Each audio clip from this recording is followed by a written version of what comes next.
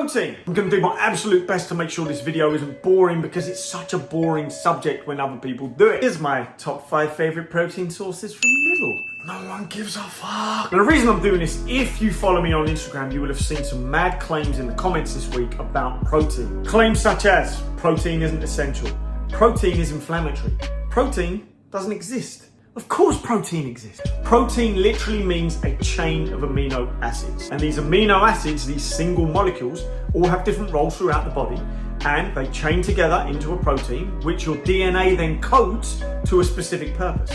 So if protein doesn't exist, what the hell's your DNA doing? Just sitting in your body, spinning around. So of course protein exists. Anyone that says otherwise is just not right in the head. Why do we need protein? Well, it has several super important roles throughout your body. It produces your hormones and your neurotransmitters, your brain chemicals. It helps build and support your immune system, as well as creates enzymes throughout your body, which speed up chemical reactions. It assists with structural repair, such as your muscle, your skin, your hair, your nails, your teeth, your bones. And it plays a major role in your gut health, so you absorb all the nutrients from your food. That stuff can't be argued. Where do we get protein from? Well, you know this stuff already. We get it from meat, we get it from poultry, we get it from eggs, we get it from yogurts, we get it from some nuts, some seeds. Yes, there are plant-based ones as well. Let me get my list up because it's not my dietary choice. You get it from tofu, you can get it from corn mince, which I don't think is actually that good. You get it from tempeh, if that's even how you pronounce it. Edamame, lentils, chickpeas, quinoa, chia seeds, seitan seeds. Remember that song from the 90s? Seitan. Kidney beans, plant-based protein powders, and spirulina. For the record, spirulina tastes like a gardener's arse. So there are tons of places you can get protein from. The two things you need to be worried about when it comes to protein intake: quality and quantity. First off, let's talk quantity, because this is the one where people are making some stupid fucking claims. Most nutritional boards out there will say 0.8 grams of protein per kilogram of your body weight. So if we took a 70 kilo guy, he should be eating around about 56 grams of protein per day.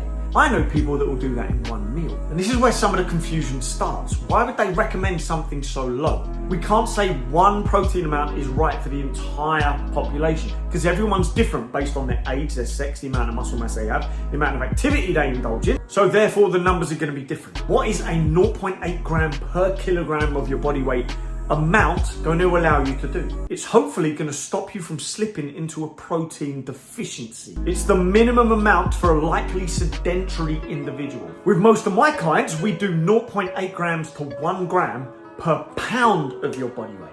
So suddenly that 70 kilo guy is looking to have around about 140 to 150 grams of protein. Much better. That's going to keep him fuller for longer because protein takes longer to digest. That's going to supply him with a ton of nutrients, a ton of amino acids. It's going to help support his goals because I'm going to make him be physical, and all the other benefits that come from eating protein. So now the argument comes, is there such a thing as too high a protein intake? I've heard it's bad for your kidneys. I heard it leaches calcium from your bones. I've heard it's inflammatory for your gut. Let's look a little bit deeper. In terms of the maximum amount of protein, unfortunately,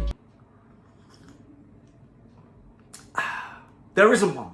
Some studies have been done on people where they took 5 times the recommended daily allowance, still had no impaired kidney function, they didn't store excessive amounts of weight, there were no detrimental effects whatsoever. But the difference is those people were elite athletes going through resistance training programs, getting their steps, and going for the highest quality proteins that they can. That's certainly not 70% of the population.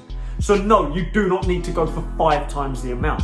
1 gram per pound of your body weight will probably do you. If you are struggling with hunger, 1.4 grams probably is going to be all right. Extensive studies have been done on the effects of protein and kidney function. And the only areas where there were detrimental effects were in people who already had pre-existing kidney issues. Just because there's a chance people with kidney issues could experience negative effects from protein doesn't mean everyone has to steer clear of protein. Certainly not meat-based protein.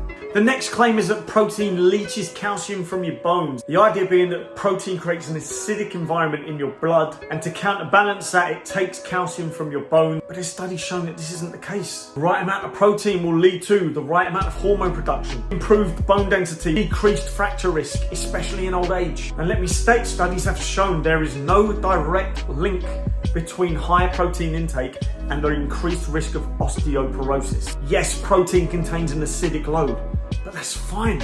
Your body can deal with that. What will increase osteoporosis? Lack of nutrition. lack of protein, lack of exercise, lack of resistance training. There are even people claiming that if you eat too much protein, it's going to cause you to gain fat. Now, the issue here is it's not protein that's going to cause you to gain fat. It's not carbs that's going to cause you to gain fat. It's an overabundance of calories overall. That's the subject for another video entirely. So it's not bad for your kidneys. It's not going to cause you to lose bone density. It's not going to make you store excess amounts of fat. These claims about it being inflammatory, what's going to be inflammatory is piss poor quality nutrition. That's the second thing you need to be thinking about: quantity and quality. And you can focus on that through any diet choice that you want to make. You want to be vegan? Fucking fantastic. You can hit your goals by nailing your protein intake with high quality plant-based foods. But there's still such a thing as vegan junk food. And if you just exclusively eat plants that are low in protein and don't focus on the amount you're getting, you're going to be deficient in the essential macronutrients and the essential micronutrients, the vitamins, minerals, and antioxidants. That can be the same whether you're vegan or whether you're a meat eater. Quality is super important. But just because certain dietary dogmas out there like to push the idea that protein isn't real, or you don't need the certain amount of protein that Western society says it doesn't automatically mean you're right. If you are surviving okay on a low protein diet for a small amount of time, doesn't mean you get to then reclassify our current understanding of everything with no actual evidence to show that is the case. Always look a little bit deeper at these things, always look at both sides, and always ask a question. That's how you can make informed decisions moving forward. If you enjoyed this video, make sure you like, make sure you follow, make sure you share it. If you're on YouTube, hit the subscribe button. If you're on Instagram, make sure you're following me. Share it around and let's create this conversation. Let's ask questions. I'm not saying I'm 100% right on every single thing, and I know what's going to help the majority of people, and I know what's going to help my clients. If you have any questions whatsoever, chuck them down below and they'll get answered.